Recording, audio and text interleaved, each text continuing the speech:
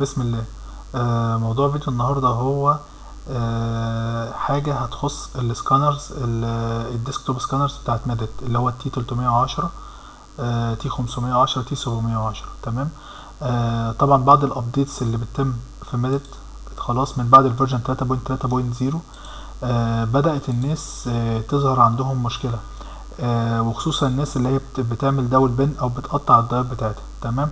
والاوبشن ده لما هتستخدم فليكسبل مالتي داي في الاسكان، ايه المشكله اللي بدات تظهر بعد الابديت بتاع ميدت؟ ان هو لما بيكون مسجل حاله زي دي كده، وليكن السن رقم 13 مسجلها ان هي فول كونتور كراون او كوبنج. تمام. لما بيجي يخش على الخطوه بتاعه الاسكان ويفتح له الاسكانر، بيكتشف ان هو لما يجي يختار فليكسبل مالتي داي بيديله في الابر ان هو يسكان الدايات على طول، او الدايز اللي هي متحضره وهيسكنها. ومفروض كان الاول قبل الابديت كان بيجيب له خطوه تانية اللي هي سكان الكاست بالكامل، يعني المفروض يجيب له الكاست الابر بالكامل، وبعد كده يشيل الدايات المتحضره ويسكنها في خطوه، وبعد كده بيعمل الاينمنت للدايات المتحضره على الكاست اللي عمل له سكان.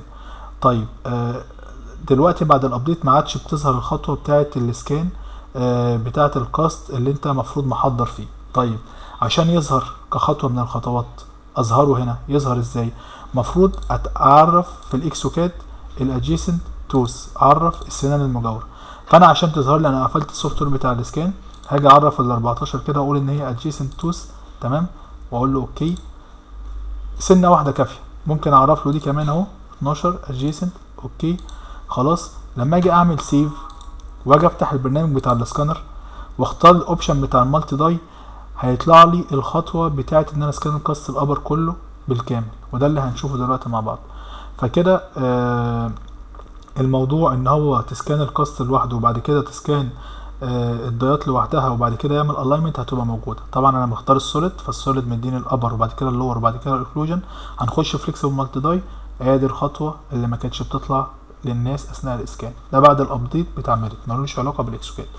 طيب فانا سجلت في الاكسوكاد فطلعت لي الخطوات ايه مظبوطه زي ما انا شايف كده. اسكان الابر المالتي داي ويطلع لي الدايت ده عشان انا عملت ايه؟ عرفت الادجيسنت توس. فده كده الحته الخاصه بتاعه ان هو ليه ما بيظهرش ليا الكاست اللي انا عامل عليه تحضير ان انا اسكانه في خطوه لوحده. يا رب يكون موضوع الفيديو بسيط ومفيد. كنت معاكم مهندس احمد سيد من سلسله فيديوهات ميريت تيبس اند تريكس. بالتوفيق.